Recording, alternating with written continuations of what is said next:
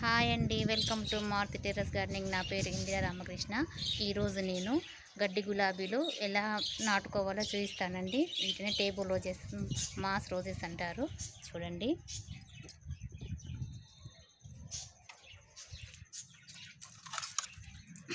ఇది చూడండి red colour. ఇది నా దగ్గర చిట్టి గులాబీ ఉందండి. ఈ కలరు చూస్తా చూడండి, సేమ్ ఉన్నాయండి. ఈ ఫ్లవరు అది ఇదిగోండి, ఇది చిట్టి గులాబీలు మన రోజెస్.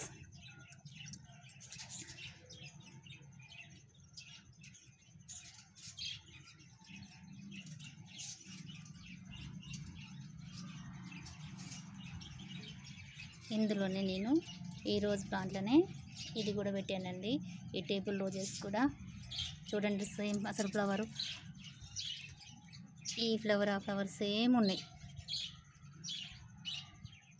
సేమ్ సైజులో వచ్చినాయి, చూసారండి ఫ్లవర్స్. ఇది గడ్డి గులాబీ, ఇదేమో మన చిట్టి గులాబీలండి.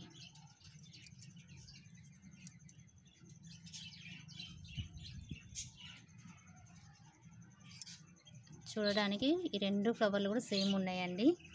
ఇది నేను లీటర్ థమ్స్అప్ బాటిల్లో పెట్టానండి. చూడండి అసలు ఎన్ని పూలు పూసాయో. చూడడానికి ఓ బొకేలాగా ఉందండి. ఇదేమో కనకాంబరం కలర్ అండి. అయితే నేను ఒక ప్రయోగం కూడా చేశానండి, చూపిస్తాను. అది కూడా 6 కలర్స్ కలిపి ఇలా ప్లాస్టర్ చుట్టానండి. 6 స్టెమ్స్ కూడా 6 కలర్లు ఇవి. అయితే ఇది ఆరెంజ్ కలర్ చూడండి, సగము రెడ్ సగము ఆరెంజ్గా పూసిందండి. కనిపిస్తుందా అండి? మీరు ఈ విధంగా 6 కలర్లు కూడా 6 కొమ్మలు తీసుకొని వాటిని ప్లాస్టర్ చుట్టేసి ఈ విధంగా పెట్టేసినండి. కలరు ఇదైతే చేంజ్ అయిందండి, రెడ్ ఆరెంజ్ వచ్చిందండి. మిక్సింగ్ కలర్ పోస్తుంది. చూడండి ఎంత పెద్దగా ఉన్నాయి అసలు ఫ్లవర్స్. రోజ్ ఫ్లవర్ ఎంత ఉందో, చిట్టి గులాబీలు ఇవి కూడా అంత పెద్దగా వచ్చినాయండి. మనము వీటిని 15 రోజులకు ఒకసారి కానీ డిఏపి అండి, కొంచెం ఇంత ఇస్తే సరిపోతుందండి. 15 రోజులకు ఒకసారి మనం డిఏపి ఇస్తే మనకి ఫ్లవరింగ్ బాగా వస్తుందండి. నేల మీద వాటికైతే అవసరం లేదండి, ఎందుకంటే అవి మట్టిలో నుంచి పోషకాలను లాక్కుంటాయండి. మనం ఇలా చిన్న చిన్న కుండీలలో పెట్టుకుంటాం కదండి, కాబట్టి వీటికి కంపల్సరీ మనము ఫర్టిలైజర్స్ అయితే ఇవ్వాలండి. ఇది మట్టి, ఏ మట్టి అయినా పర్వాలేదండి. నేనైతే ఇంటి పక్కన ఉన్న ఖాళీ ప్లేస్లో ఉన్న ఆ మట్టి తెచ్చుకున్నానండి.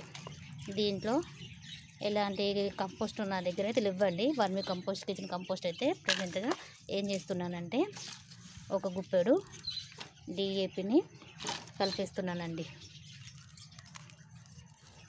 ఈ విధంగా మొత్తం కలిసినట్టు కలుపుకోవాలండి.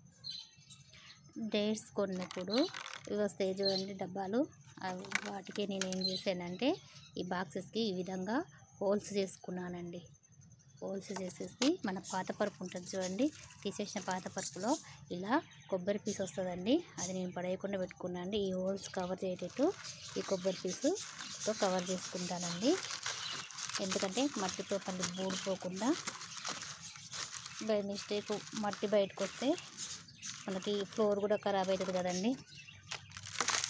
ఈ విధంగా మట్టిని నింపేసుకోవాలి. ఇది స్టెమ్స్ ఒక 3 ఇంచులు ఉండేది చూసి కట్ చేసుకోవాలండి. ఈ విధంగా ఇంత తీసుకుంటే సరిపోతుందండి. ఈ విధంగా తీసుకున్న స్టెమ్స్ మనము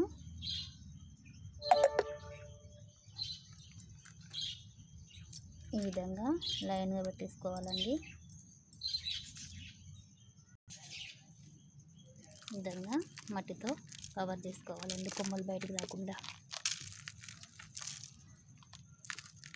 ఈ విధంగా మట్టి కవర్ చేసుకున్నాక వాటరింగ్ ఇవ్వాలండి. మనం ఇది డైరెక్ట్ ఎండలో పెట్టుకోవద్దండి, ఒక 1 వీక్ నీడ ప్రదేశంలో పెట్టుకోవాలండి. అలాగే మనకి ఫ్లవర్స్ బాగా రావాలంటే ఇలా ఎండిపోతాయి చూడండి, పూలు పూసిన తర్వాతకి ఇవి ఈ స్టెమ్స్ మనం ఇలా కట్ చేసుకుంటుంటే కొత్త చిగుర్లతోటి మళ్ళీ మొగ్గలు వస్తుంటాయండి. ఇవి మనకి ఎప్పటికి పూస్తాయండి. ఇది పూలు వచ్చాక మళ్ళీ చూపిస్తానండి మీకు దాని గ్రోతింగు. మీకు కనుక ఈ వీడియో నచ్చితే లైక్ చేయండి, మీ ఫ్రెండ్స్కి షేర్ చేయండి, తప్పకుండా సబ్స్క్రైబ్ చేసుకోండి. Thank you.